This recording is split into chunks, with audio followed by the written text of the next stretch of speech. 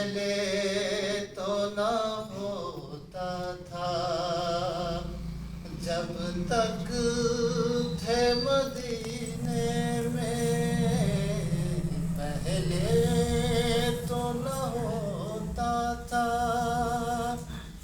جب تک تھے مدینے میں، کیا روٹھ گئے مجھ سے عباس نہیں آئے، تھے بین سکینہ کے عباس نہیں آئے، اب چادر زینب کا اللہ ہی حافظ ہے، اب چادر زینب کا اللہ ہی حافظ تھے، چادر کے جو ضامن تھے عباس نہیں آئے،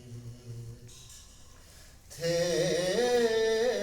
بین سکینہ کے عباس نہیں آئے، دلوائی تھی میں نے ہی بابا سے رضا رن کی،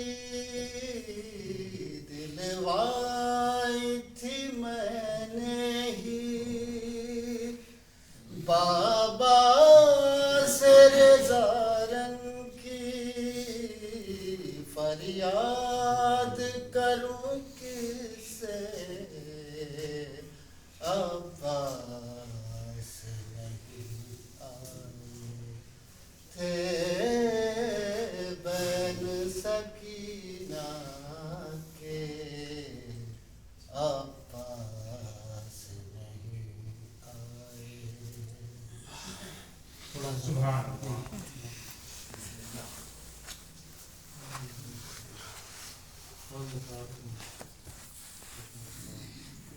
اللہم صلی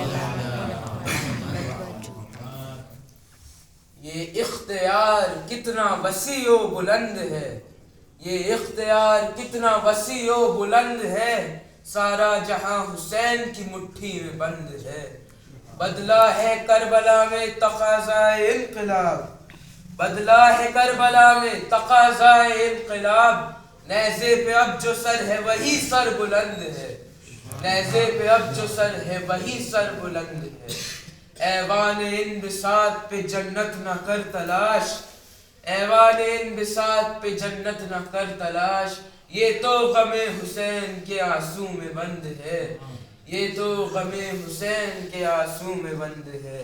صلوات اللہم صلی علی محمد و علی محمد وجل الفرد۔ ہر چند اہل جور نے چاہا یہ بارہا، ہو جائے محو یاد شہیدان کربلا، باقی رہے نہ نام زمیں پر حسین کا، باقی رہے نہ نام زمیں پر حسین کا، لیکن کسی کا زور عزیزوں نہ چل سکا، عباس سے نامور کے لہو سے دھلا ہوا، عباس سے نامور کے لہو سے دھلا ہوا، اب بھی حسینیت کا ہے پرچم کھلا ہوا، اب بھی حسینیت کا ہے پرچم کھلا ہوا۔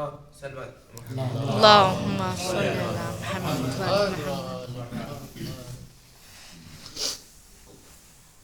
اللہم صلی علی محمد و علی محمد۔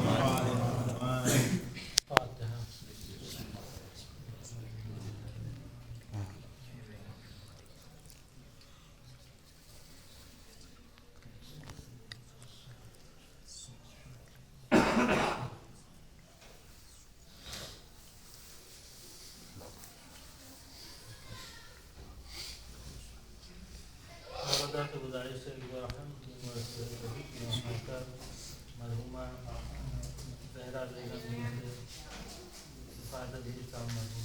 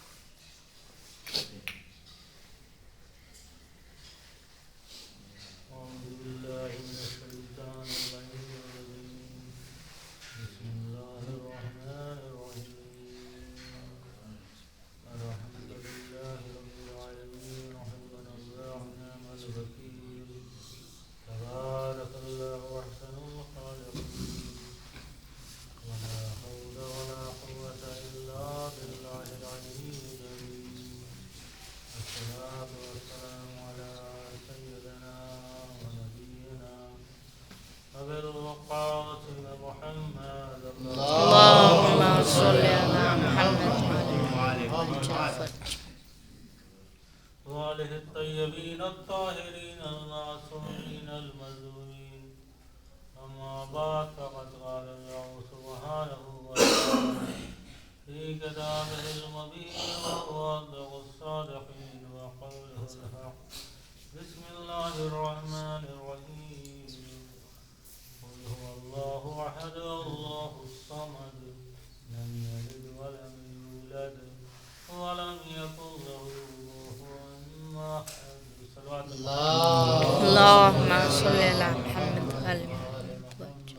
ارشاد رسول اللہ خدا عالم سورہ توحید میں اپنے صفات بتا رہے ہیں. ہم یہاں بیٹھے ہیں تو یہ خدا کے ماننے والے ہیں، اس کے پیغمبر کی گواہی دیتے ہیں، اور اس سے قبل جو پیغمبر آئے اور جو صحیفے کتابیں لائیں ان سب کا یقین رکھتے ہوئے، اور صبح سے قیامت تک پیغمبر کے بعد ایک منصوص من اللہ نظام ہے. اس کا اقرار کرنے کے بعد عقلی طور پر ہم نے طے کر لیا، تب ہم یہاں آئے ہیں، بیٹھے ہیں کہ دنیا کے بعد ہمیں کہیں اور جانا ہے، اور اس دنیا یعنی آخرت جسے کہتے ہیں اس کا یقین ہر آنے والے پیغمبر نے دلایا، کیونکہ یہ دنیا کے بنانے کا مقصد صرف اور صرف اس لیے ہے تاکہ ہم کو آزمایا جائے. لیکن سوال یہ پیدا ہوتا ہے، آزمایا اسے جاتا ہے جہاں علم کی کمی ہوتی ہے. جیسے ہمیں نہیں معلوم کہ اس میں سے کون سا ایگزام لینا ہے تو ایگزامر کو نہیں معلوم، اسے کسی کو پاس کرنا ہے، کسی کو فیل کرنا ہے، تو اپنی اس کے علم میں نہیں ہوتا. اس نے محنت تو سب کے اوپر کی ہے، پورے کلاس کے اوپر، لیکن اسے معلوم نہیں ہے کہ کون بچہ پاس ہوگا کون بچہ فیل ہوگا. لیکن خدا ہے وحدہ لا شریک کے علم میں تو سب کچھ ہے، خدا کے علم میں تو سب کچھ ہے. لیکن ہم خدا نے ہمیں پیدا کرنے کے بعد ہم پر یہ احسان کیا، اس کو معلوم ہے، اس کے علم میں ہے، لیکن حجت کو تمام کرنے کے لیے، تاکہ اگر کوئی جنت جا رہا ہے اہل بیت کے ساتھ تو اپنے عمل کی وجہ سے جا رہا ہے، اگر کسی نے اہل بیت کا دامن چھوڑا تو اپنی اختیاری صورت میں نے بھگتی کو اختیار کیا اور اہل بیت کی روش سے ہٹ کے اپنی روش رکھی، اور جو اسے کہیں نہ کہیں لے کر جہنم میں ابدی زندگی گزارنے پر مجبور کرے. یاد رکھیے. تو اب خداوند اب وہ خدا ہے کون؟ جو سب سے بڑی پریشانی ہمارے سامنے آتی ہے کہ ہمیں، کیونکہ اصول دین میں جو چیزیں آتی ہیں، توحید اصول دین، اصل اصول توحید ہے کہ خدا کے علاوہ کوئی اللہ نہیں، اللہ کے علاوہ کوئی اللہ نہیں. جب اس بات کا یقین کیسے ہو؟ दुनिया में एक आम आदमी का सोचिए, इंसान कहीं जाता है तो सबसे पहला सवाल कि हम यहाँ हैं तो यहाँ कहाँ से आए हैं और कहाँ जाना है। बस के लिए हम कहीं पढ़ने के लिए जाते हैं, अपना घर छोड़ा मदरसे आए, तो क्या मदरसा आने का जिंदगी का मकसद है? नहीं, मदरसा जिंदगी की जरूरत है, मकसद नहीं है। मदरसा जिंदगी का मकसद नहीं है, स्कूल जिंदगी का मकसद नहीं है। दुनिया में इसके बाद एक हमें नई जिंदगी जिम्मेदारियों के पूरी करने के लिए वो जरूरत है हमारी। मकसद कुछ और है। हमने 10 साल 15 साल पढ़े, उसके बाद उस मदरसे को छोड़ा, फितरी तौर पे था बच्चा। तो हम आए हैं, यहाँ क्यों आए, कहाँ से आए, और इसके बाद हमें कहाँ जाना है। हम जहाँ से आए हैं अल्लाह के पास से आए और पलट के वहीं पे जाना है। अब यहाँ क्यों आए हैं और यहाँ हमारी जिम्मेदारियां क्या हैं, और ये तब तक इंसान नहीं समझ सकता जब तक वो खालिक का यकीन नहीं रख सकता। या तो 2 तरीके हैं, या तो कोई आके बताए हमको जिसने हमें पैदा किया है, या अपनी अक्ल के जरिए से हम वहां तक चले जाए। या तो हम खुद गौर करें, कि हमारी दुनिया में जिंदगी गुजारने का मकसद क्या है। तो इस तरह से दुनिया में 2 गिरोह बन गए। एक ने कहा दुनिया हादसाती है, यानी खुद ब खुद बन गई है, खुद ब खुद खत्म हो जाएगी, न कोई आखिरत है न इससे पहले कहीं है। जैसे दुनिया में सब कुछ बने ऐसे हम भी बन गए हैं, सब खत्म हो हम भी खत्म होंगे, सब खत्म हो जाएगा। लेकिन जो अंबिया का गिरोह था उसने आके कहा दुनिया एक मंसूबा है, ये कायनात जो है पूरी एक मंसूबे के तहत है। अब यहाँ पे गौर करने वाली बात है कि हादसा किसे कहते हैं, मंसूबा किसे कहते हैं। जो उसूल दीन में तौहीद क्यों नहीं आती हमारे, क्योंकि उसके लिए खालिक यदि कोई दुनिया में से एक मात्र की खुदा, ये सवाल उठता है कि खुदा को किसने पैदा किया, खुदा को किसने पैदा किया। लेकिन अक्ल ये कहती है कि अब ये आप सिलसिला चलाएंगे तो अहमकाना सवाल बन जाएगा। कहीं ना कहीं जाके आपको वहां पर ठहरना पड़ेगा जिसका वजूद जाती हो, जो किसी का मोहताज ना हो, उसके सब मोहताज। इंसान की अक्ल इस बात को मानती है। अब यह कायनात का आप देखती, मिसाल के तौर पर जब से इंसानी इसे सभ्यता कहते हैं, कल्चर जो स्टेज बने हैं, पहले पत्थरों का जमाना, लोग पत्थरों के औजार बना के वो बना के आपने खुदाई करना शुरू की। मान लो कोई मलबा टीला खोदा जाता है, पत्थर निकल रहे हैं, आपको कोई परेशानी नहीं, कोई छोटे हैं कोई बड़े हैं, ये पत्थर निकलते रहे। लेकिन आपने देखा कि कुछ खास किस्म के पत्थर निकल रहे हैं जमीन से। अब आपने कहा ये हादसाती तौर पर तो हो नहीं सकते, यानी कि किसी ने बनाया है। आपने जमीन को खोदा, अब आसारे कदीमा वाले आगे के नहीं सर ये पत्थर तो है ही नहीं, ये वो पत्थर है ही नहीं, ये तो किसी ने बनाए हैं ऐसे। कुछ नुकीले हैं, कुछ लंबे हैं, कुछ पतले हैं, कुछ चपटे, यानी इसमें किसी अक्ल की कारस्तानी। तो आम इंसान ने समझ लिया हादसाती तौर पर कोई चीज होती है और मंसूबा बंद कोई चीज होती है, उसमें फर्क होता है। एकदम तो हादसे की तरह। और आप जाइए, खुदा चैलेंज कर रहा है, जाओ इस दुनिया में कोई नक्श निकाल के बता दो,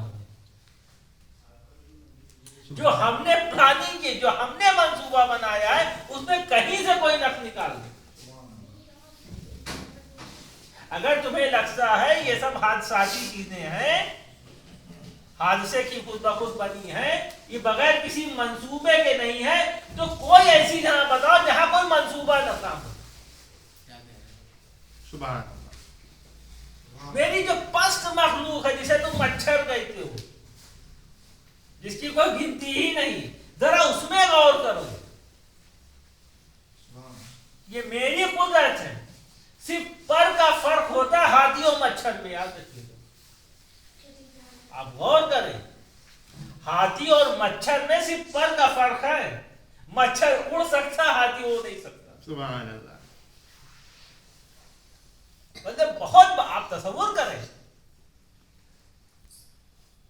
اللہ نے کیا دینا. آپ دیکھیے یہ کیا کسی بغیر منصوبے کے سب یہ حادثاتی طور پر یہ بن گیا ہے. نہیں خدا وند عالم نے ہمیں دعوت دی کہ غور کرو, فکر کرو, سیر کرو دنیا کی, گھومو دیکھو ہماری قدرت کی نشانیاں یعنی ہمارے وجود کی نشانیاں. یہ اپنی زبان بینوانی سے ہمارا کلمہ پڑھتے نظر آئیں گے. ہماری تسبیح کے معنی کیا ہے جہاں تمہاری عقلیں عاجز ہو جائیں گی کہ نہیں کوئی سبحان اللہ تم کہنے لگو, یعنی نقص ہماری عقل میں ہم سمجھ نہیں پائے. سبحان اللہ. تم اپنی کمی کا اعتراف کرو گے, سبحان اللہ کہو گے. تو اب خداوند عالم نے جو اس کائنات کو بنایا کسی منصوبے کے تحت. وہ منصوبہ کیا ہے؟ وہ منصوبہ یہ الذی خلق الموت والحیات لیبلوکم ایکم احسن عملا. یعنی ہم اس سب پورے مقدمے کا مقصد صرف ایک ہے کہ انسان جب آدم علیہ السلام آئے, ان کی نسل آدم آئے جو آدمی دنیا میں آئے, اس کو حیات دے کے بھیجا. اور موت ہے, دیکھیں انسان کے لیے حیات و موت ہے. یاد رکھیے گا صلوات محمد والے اللہم صلی علی محمد سبحان اللہ. کیونکہ انسان ایسا ہے جس کے پاس تین چیزیں ہیں, جسم ہے, روح ہے, نفس ہے. انسان ہے جس کے پاس جسم ہے, روح ہے, نفس ہے. اسی لیے مادی تقاضے میں آپ دیکھیں جسم کا اس کو مادے کی ضرورت ہے, روح کے لیے عقل کی غذا ہے. اب نفس جو خواہشات کے اوپر چلتا ہے, جو ہمارا ہم جو تین چیز سے مل کے بھی تھے. اسی لیے جو موت آتی ہے انسان کے نفس پہ موت تاری ہوتی, انسان کے روح پہ کبھی موت تاری نہیں ہوتی. سبحان اللہ. انسان کا جو کلو نفس ذائقۃ الموت ہے, روح کے لیے نہیں ہے. روح پہ موت نہیں آتی. یعنی جو ہماری اصل حقیقت ہے ہماری روح ہے. اور روح کیا ہے؟ عمل الہی ہے. یہ کوئی سمجھ ہی نہیں تھا اس بات کو. آپ تو انسان جب آپ سوچیں ایک انسان دنیا میں ترقی کر کے مادی طور پر جو ہماری خلقت ہے اس کو ہم نہیں سمجھ پائے. سبحان اللہ. بے شک جس کے بارے میں اللہ نے خود کہہ دیا تم نہیں سمجھ پاؤ گے. ابھی میں کل دیکھ رہا تھا, آپ تصور کریں میڈک کی کیا حقیقت بتائیے, لیکن اس کے پیچھے کتنی سائنس ہے, کتنی حکمت ہے, کتنا منصوبہ ہے. انسانی عقل عاجز ہے. آج آپ نے سنا ہوگا, ذرا سی بات سنیں کہ تھوڑا سا انسان گرا, بلڈ پریشر بڑھا, تھکا جما, ہارٹ جم گیا. آپ سنتے ہیں نا. تو ابھی ایک ریسرچ ہو رہی ہے, ایک مینڈک پایا جاتا ہے جو ٹرانسپیرنٹ ہوتا ہے. ایک مینڈک آپ غور کریں, ایک مینڈک جو ٹرانسپیرنٹ ہوتا ہے, یعنی آپ اس کو دیکھیں تو لگے گا اس کے پورے اعضاء و جوارح دکھیں گے, اندر کے باڈی پارٹس ہیں, آپ بالکل شیشے میں سے رکھا دیکھ لیجیے. تو اب جب اس پہ ریسرچ ہوئی تو دیکھا گیا کہ آخر یہ کرتا کیسے ہے, یہ ایسا کیوں کر لیتا ہے. تو معلوم ہوا یہ اس لیے کرتا ہے کیونکہ یہ اپنے تمام خون جو ہے جگر میں جمع کر لیتا ہے. جب یہ خون جمع کر لیتا ہے تو بالکل ٹرانسپیرنٹ ہو جاتا ہے. آپ غور کر رہے ہیں. لیکن اب سائنسداں حیران اس بات پہ ہیں کہ ہمارا ایک سیکنڈ کے لیے خون رکے تو کلاٹ ہو جاتا ہے. اس کو اللہ نے کون سی ایسی طاقت دی ہے کہ خون سکوڑ لیتا ہے, چھوڑ دیتا ہے بغیر کلاٹ کے. صلوات محمد والے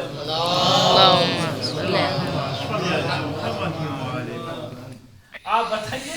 تو میڈک کیا یعنی اب ہمارے میڈک کیا روح نہیں ہے.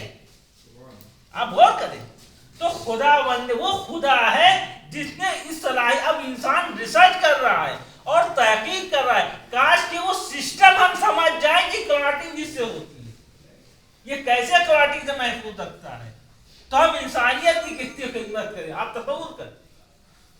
لیکن یہی انسان اگر نبیوں کے بارے میں غور کر لیتا, صلوات محمد والے,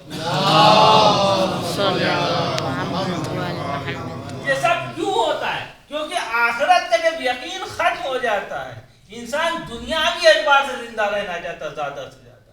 فطرت میں زندگی ہے. شریعت بھی نہیں کہتی, دین بھی نہیں کہتا کہ تم مرو گے, لیکن حالات بدل جائیں گے. یعنی مردہ نہیں بلکہ انتقال کہیں سے کہیں چلے جاؤ. اب جو تم نے اب پریشانی ہے کہ مادی طور پر, مثال کے طور پر, اب جو ہم جانور سے افضل بنتے ہیں, جانور حرام کھائے حلال کھائے اس کے صحت میں کوئی اثر نہیں ہے. اور نہ کوئی عقل مند انسان جانور اگر غصب کرتا ہے کوئی اعتراض کرے گا. جانور جا رہا تھا, سبزی لے جا رہے تھے, گائے نے منہ مار دیا, اب آپ اس کے خلاف کوئی قانونی مقدمہ نہیں درج کر سکتے. کیوں؟ کیونکہ یہ جانور ہے. کیونکہ اس کا وجود مادی ہے, وہ دنیا تک ہے. شریعت بھی یہی کہہ رہی ہے کہ تم میں جانور میں یہی فرق ہے, جانور فنا ہو جائے گا, تم باقی رہو گے. اور تمہیں باقی رہنے والی چیزیں کیا ہیں؟ باقی رہنے کے لیے جو لوگ باقیات الصالحات لے کے آئے ہیں دنیا میں, ان کی اطاعت کرو. اگر تم حرام کھاؤ اسی لیے جانور بلکہ اس سے بدتر بن جاؤ. انسان کب بن جاتا ہے؟ جب اللہ کے راستے سے ہٹ جاتا ہے. انسانیت کا کمال کیا ہے؟ انسان کے پاس روح ہے. آپ کہاں ہے کہ انسان کی روح اتنی بلند ہوتی ہے, اتنی بلند ہو جاتی ہے کہ قاب و قوسین تک پہنچ جاتی ہے. صلوات محمد جو معراج ہے اللہ کے رسول کی, یاد رکھیے گا یہ بشری معراج ہے. خدا عالم نے جو نشانی بلائی تھی دکھانے کے لیے, جس کا وجود ان کی وجہ سے ہو, اسے کیا دکھایا جائے گا؟ وہ تو ہماری ہدایت کے لیے. ہاں یہ بشر ہیں لیکن اتنے بلند ہیں کہ کعبہ و قوسین تک پہنچ جاتے ہیں. یہ ایسے بشر ہیں. ہاں بشر ہیں, ہم کب کہنے بشر نہیں ہیں, لیکن ایسے پاکیزہ بشر ہیں کہ کعبہ قوسین تک پہنچ جاتے ہیں. اگر ان کے تم روحانی وجود کا, جو نوری وجود کا انکار کر رہے ہو, تو بشری وجود کی عظمت کا تو اعتراف کرو گے کہ جہاں وحی کا نزول ہو رہا ہے. یعنی اللہ کے رسول جب اس دنیا سے گئے تو وحی کا سلسلہ بند ہو گیا. جو سب سے بڑا کام اللہ کے رسول کا تھا دنیا میں, کیا آپ سمجھے؟ تو خدا بند عالم کون ہے جس نے جگہ جگہ اپنی نشانیاں دکھائی ہیں. دیکھو سب کے آنے کا مقصد یہ تھا کہ دنیا ختم ہونے والی ہے. اس بنانے کا مقصد صرف اور صرف خربوں سال جو دنیا آج یہاں تک پہنچی ہے, اس کا مقصد صرف اور صرف اتنا ہے کہ انسان اپنے احسن عمل تک پہنچ جائے. ہم نے تمہیں پیدا, ہم نے تمہیں اشرف مخلوقات بنایا ہے, تو تمہیں اپنے عمل سے ثابت کرنا پڑے گا کہ تم ہو اشرف کی نہیں ہو. اب اللہ نے اختیار ہمارے ہاتھ میں دیا ہے, لیکن خدا بند عالم کا ایک کرم ہے سب سے بڑا کہ اس نے جب اپنے پیغام کی ابتدا کی تو کہا بسم اللہ الرحمن الرحیم. جو خدا بند عالم نے جو ہماری ہدایت کی شروعات کی ہے وہ بسم اللہ کے ذریعے سے شروعات کی. یعنی دیکھو, اگر تم سے ہمیں معلوم ہے تم میں کمیاں ہوں گی, تم سے غلطیاں ہوں گی, کیونکہ تمہارے پاس نفس ہے اور نفس تمہیں غلط طرف لے جائے گا, عقل کی مخالفت سے اتارے گا. اکثر ایسا ہوگا, اس لیے مولا کرتے ہیں پروردگار بے نفس مغلوب ہو گیا ہے. عقل جب غالب آتی ہے تو انسان فرشتوں کی طرح ہو جاتا ہے. جب انسان کی عقل مغلوب ہو جاتی ہے, نفس غالب آتی ہے, تو انسان جانور بلکہ اس سے بدتر بننے لگتا ہے, خواہشات کے پیچھے بھاگنے لگتا ہے, حرام و حلال بھول جاتا ہے. جہاں اسے اپنا فائدہ, یعنی فائدہ کیا, مادی فائدہ. یہ پریشانی یہی ہے. اگر آخرت کا ہم اعمال میں سستی کیوں کرتے ہیں؟ جب عقائد میں توحید کی کمی ہو جاتی ہے, خدا کی معرفت نہیں ہوتی. آپ تصور کریں کہ ہمیں یقین ہو جائے کہ خدا نے اس سے بہتر کا وعدہ کیا ہے. دنیا میں کتنے دن زندہ رہیں گے؟ 10, 20, 100, 50, 150. یہاں پہ نوح کی طرح ہو جائیں گے تو 2000 سال. 2000 سال ہوتے کتنے؟ آپ تصور کریں 2000 سال ہوتے کتنے؟ آخرت کا ایک دن 50,000 سال کا ہے. آپ تصور کریں, یعنی 2000 کی قیمت کیا ہے. یہاں پہ نوح جیسے اگر اللہ میں زندگی دے دے, آپ لوگ کو صلوات محمد والے یعنی ایک دن 50,000 سال کا وہاں، یعنی ہم فی ہمیشہ کے لیے. اب یہ ہمیں طے کرنا ہمیں کس کے ساتھ رہنا ہے، اہل بیت کے ساتھ رہنا ہے یا ان کے دشمنوں کے ساتھ رہنا ہے. بڑی لطیف دعا ہے دعا کمیل جو مولا فرماتے ہیں پروردگار، مولا کہتے ہیں کہ کیسے ہماری ہدایت کا سامان، پروردگار اگر تو نے مجھے جہنم میں ڈالا، آپ تصور کریں مجھے جہنم میں ڈالا، آپ تصور کریں کیا اپنے دشمنوں کے ساتھ نچھی کر دے گا؟ ہماری جو سب سے بڑی بدبختی، ہم اہل بیت کے دشمنوں پہ زندگی بھر لعنت بھیجتے رہے، اہل بیت زندگی بھر لعنت بھیجتے رہے، نفرین کرتے رہے، اور اللہ نہ کرے اگر میں وہاں چلا گیا تو کیا ہوگا؟ سب سے بڑی مصیبت تو یہی ہوگی جن پر لعنت بھیجتا تھا ان کی مصاحبت اختیار کرنی.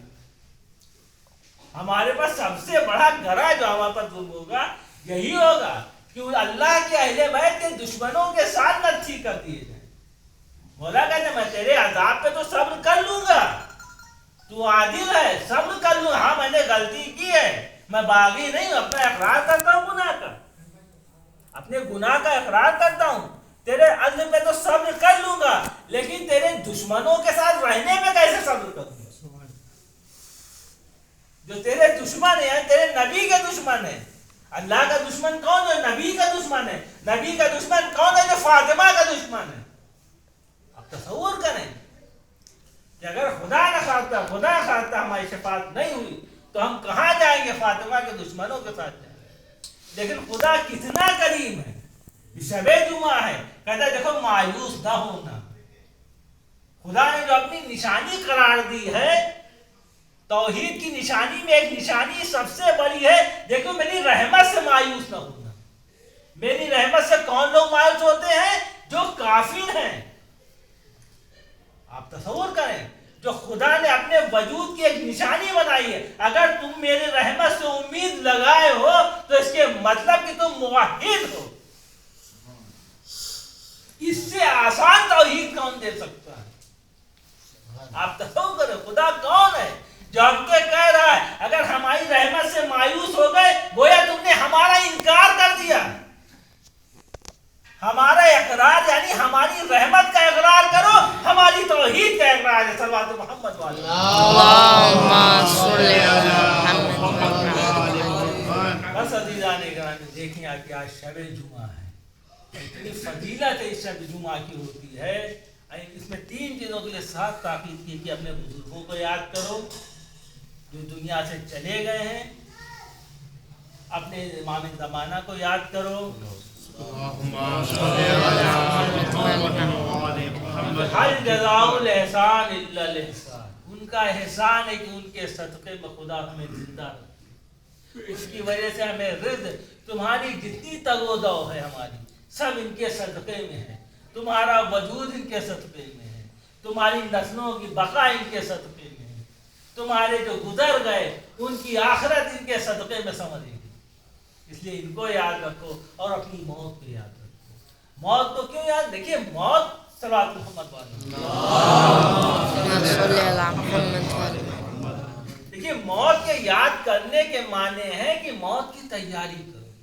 تمہیں آخرت میں جانا ہے، تمہیں اہل بیت کے ساتھ، آج دیکھو تمہیں ان کے ساتھ رہنا ہے تو اپنے اعمال کو اتنا، آج جیسے تم زیارت کے لیے اہل بیت کی تڑپتے ہو ایسے اہل بیت کا قرب چاہو تو جتنے ہی تمہارے اعمال بلند ہوتے جائیں گے اتنے ہی تم اہل بیت سے قریب ہوتے چلے جاؤ گے.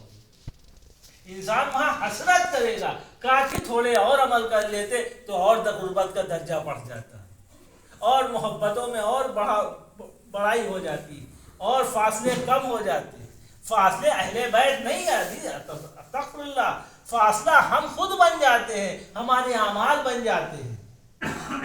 اگر ہم اپنے اوپر غور کریں، آپ تصور کریں کیا ماں ایک اپنے بچے سے نفرت کر سکتی ہے؟ کبھی نہیں کرتی. کیا ایک باپ اپنے بچے سے نفرت نہیں کر سکتا؟ استغفر اللہ. تو خدا ایک کریم تصور نہیں ہے، آپ تصور نہیں کر سکتے. تو خداوند عالم کا جو سب سے بڑا کرم ہے کہ رحمت العالمین کو دنیا میں بھیجا، اپنے سب سے بڑے پیغمبر کو اپنے سب سے بڑی رحمت کی بشارت دی. جو اپنی سب سے بڑی کتاب بھیجی اس کی ابتدا بسم اللہ الرحمن الرحیم سے کی. دیکھو شروع سے گھبرانا نہیں، ہم رحمان بھی ہیں رحیم بھی ہیں. دیکھو کچھ بھی کر لینا، بس ہمارے باغی بن کے نہ آنا. بغاوت کا معیار صرف ہے کہ فاطمہ کی دشمنی نہ لانا، باقی کچھ ہوگا ہم بات کر دیں گے. تلوار لیکن امت نے کیا کہ آپ تصور کریں کہ آج جناب زینب کی ایک روایت کے حساب سے شہادت کر دی. جناب زینب کون ہے؟ جب مدینے والوں نے اللہ کے رسول سے درخواست کی یا خدیجہ کے فضائل سنے، جناب خدیجہ کی جب رسول اللہ تعریف کرتے تھے، آپ تصور کریں کہ کیا رسول اللہ بھی کسی کا قصیدہ پڑھ سکتے ہیں؟ تو جناب خدیجہ تھی، جس کا اللہ کے رسول خدیجہ پوری ملت پر، پوری دنیا پر، پوری خلقت پر اللہ کے رسول کا احسان ہے، اور جس کا اللہ کے رسول جس کا احسان مان رہے ہیں وہ جناب خدیجہ سلام اللہ علیہ. آپ تصور کیا مرتبہ ہے. جب اللہ کے رسول فضائل بیان کرتے تھے، تعریفیں کرتے تھے، تو مدینے والے آئے، اے اللہ کے رسول ایسی بیوی تھی ہم خدمت کرتے، ہمیں موقع نہیں ملا کہ ان کی انتقال جو ہے، بلکہ کہیں شہادت جب شیب ابو طالب میں آپ گئی تھی تو وہاں اتنا محاصرہ تھا، چٹین میدان تھا، کوئی وہ آپ تصور کریں ایک میدان تھا، وہاں وہ زہریلی گھاس مجبوراً کھانا پڑتی تھی، اس کے اثر سے آپ کی اور جناب ابو طالب کی شہادت ہوئی. آپ تصور کریں. تو جب ان کے فضائل سنتے تھے تو مدینے والے تھے اللہ کے رسول، اللہ کے رسول کاش کہ ہم خدمت کر پاتے. تو اللہ کے رسول نے تب جناب زینب کی طرف اشارہ کر کے بتایا تھا، اگر تم خدیجہ کا کچھ پاس و لحاظ کرنا چاہتے ہو تو میری بیٹی زینب کی پاس کرو. یہ مرتبہ یہاں پہ زینب کا تھا، لیکن امت نے یہاں پہ زینب کے ساتھ کیا کہ اللہ. اسی لیے آپ ہم زیارت پڑھتے ہیں جہاں امام حسین کا، مولا کائنات کا نام لیتے ہیں، فاطمہ زہرا کا نام لیتے ہیں، اللہ کے رسول کا نام لیتے ہیں، وہیں فاطمہ زہرا کا، جہاں میں خدیجہ کا بھی نام لے کے کہتے ہیں. یہ خدیجہ کے بیٹے آپ پر سلام، ایسی پاکیزہ خاتون. اللہ اکبر. آج دیکھیں یہاں پہ زینب ہے کون، یہاں پہ زینب پہ کیسے مسائل ڈھائے گئے. آپ کربلا میں جو سب آپ امام حسین سے یہاں پہ زینب محبت کتنا کرتی تھی، کتنی محبت کر. جب یہاں پہ امام حسین رخصت کے لیے آئے ہیں، جہاں پہ زینب نے، آپ تصور ایک ماں اپنے بیٹوں سے کتنی محبت کرتی ہے. آپ اسے تک کسی ماں سے پوچھیں کہ اپنے بیٹوں سے کتنی محبت کرتی ہے. اور جناب زینب نے اپنے بچوں کو قربان کر دیا.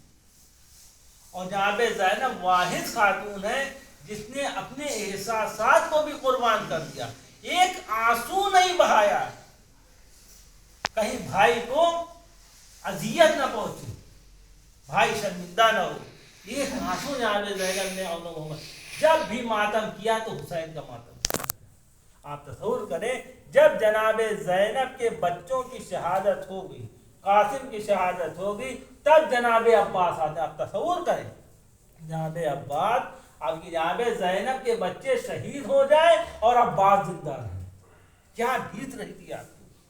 اب جب آتے ہیں مولا کے پاس تو کہتے ہیں مولا اب اجازت دے دیجئے. تو امام حسین فرماتے ہیں عباس تو میرے علم دار ہوں لشکر کے. اب مولا ایک جملہ فرماتے ہیں تاریخی، مولا وہ لشکر کہاں ہے جس کا میں علمدار ہوں. اس کے بعد صدائے لتش آتی ہے تو کہتے ہیں بھیا پانی کی پہلے سبیل کر. اب جناب عباس آتے ہیں، مشکیزہ لیتے ہیں اور دریا پہ حملہ کرتے ہیں، اور مشکیزے کو سیر کر کے جب پلٹتے ہیں اب فوج اعداء گھبرا تلاتم ہوتے. یہ کیا ہوا، یہ تو ہماری شکست ہو گئی.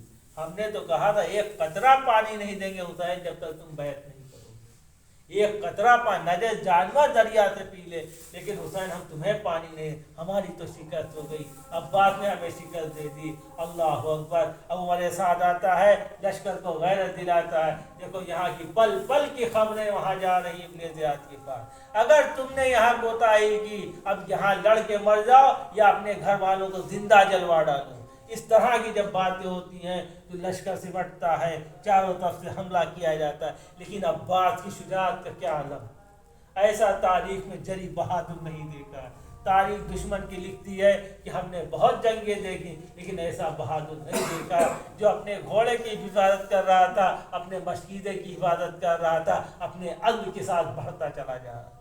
نہ اس کے ہاتھ میں تلوار تھی, اس طرح سے جنگ کر رہا تھا, آگے بڑھ رہا تھا, کوئی روک نہیں پاتا. اب ہوتا کیا ہے, ہیلے سازی ہوتی ہے, دھوکے سے آپ پر حملہ ہوتا ہے, آپ کا دایاں بازو قلم ہوتا ہے, لیکن تاریخ نے لکھا کہ اپنے مشق کو نہ گرنے دیا, نہ علم کو گرنے دیا, آگے بڑھتے جا رہے ہیں. اللہ اکبر. پھر ہوتا کیا ہے کہ بایاں بازو قلم ہو جاتا ہے, جیسے شیر شکار کو جھپٹتا ہے, ایسے جناب عباس نے مشق کو دانتوں میں دبایا اور آگے بڑھتے جا رہے ہیں. ایسا لڑنے والا, لوگ تلوار کے ساتھ لڑتے ہیں, ہاتھ کے ساتھ لڑتے ہیں, یا ہاتھ ہے نہ تلوار ہے, لیکن عباس فاتح کی طرح آگے بڑھتے جا رہے ہیں. اللہ اکبر. ایسی شجاعت دیکھ کر دشمن بھی حیران ہے, انگن بدندہ ہو کیا رہا ہے. ہم عباس کا احسان, ایسی جہاد, ایسے تیور تو ہم نے کسی کے, یہ علی کا بیٹا ہے. اللہ اکبر. اب ہوتا کیا, نہیں عباس ایسے نہیں, عباس کسی عزم کے ساتھ آئے تھے,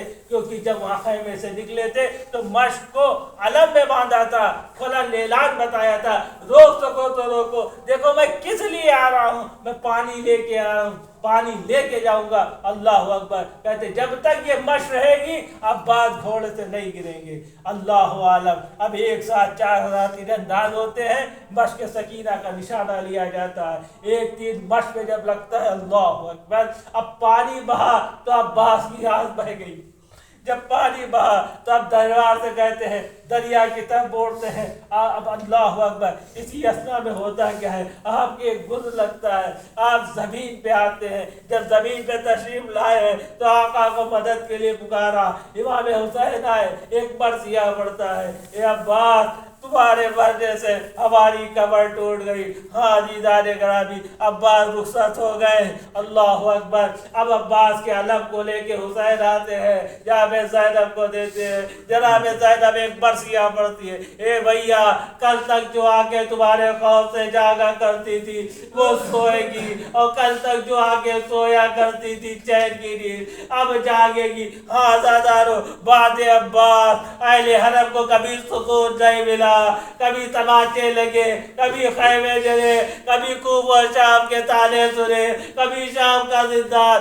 جب یہ زندہ جب یہاں سے رخصتی ہوتی ہے, کیسے رہائی ہوتی ہے, یہ قافلہ مدینے پہنچتا ہے, بشیر آتا ہے, پہلے بنی ہاشم میں سنانی سناتا ہے, اے مدینے والوں اب یہ مدینہ رہنے کے لائق نہیں رہا, کیونکہ حسین قتل ہو گئے, زینب ام کلثوم اسیر ہو گئے, کشا کشا میں ندا پھرائے گئے. یہ سن جاتا ایک موضوع تھرا کے اٹھتی ہے, اے بشیر یہ تو کیا کہہ رہا ہے, بھلا عباس زندہ رہے اور زینب ام کلثوم اسیر کر دی گئی, حسین شہید ہو. جب وہ سنتا ہے بشیر تو لڑک جاتا ہے, اے بی بی ایسا نہ کہے, یہ تو عباس کے بعد ہوا تھا. اب ام المنین کہتی ہے, اے بشیر میرے بیٹے کی جنگ کا حال بتا. اب بشیر بتاتا ہے, اس طرح سے کہے برہما میرے لال برہما, اس طرح سے دریا میں قبضہ کیا, برہما میرے لال برہما. اب یہ سنا پلٹے دریا سے مشکوں سے رام کر کے, برہما میرے لال برہما. لیکن جب یہ سنا کہ دونوں ہاتھ قطع ہو گئے تھے, اسی آنکھوں میں تیر پہ مرزا تھا, اسی عالم میں زمین میں آئے تھے, تو اب ام المنین تڑپ کے کہتی ہے, اے میرے لال جب کوئی زمین میں آتا ہے تو ہاتھوں کا سہارا لیتا ہے. اے میرے لال تیرے دونوں ہاتھ تو قطع ہو گئے تھے, آنکھوں میں تیر تھا, تو زمین میں کیسے آیا تھا. اللہ قوم الظالمین مفیعلم الذین ظلموا.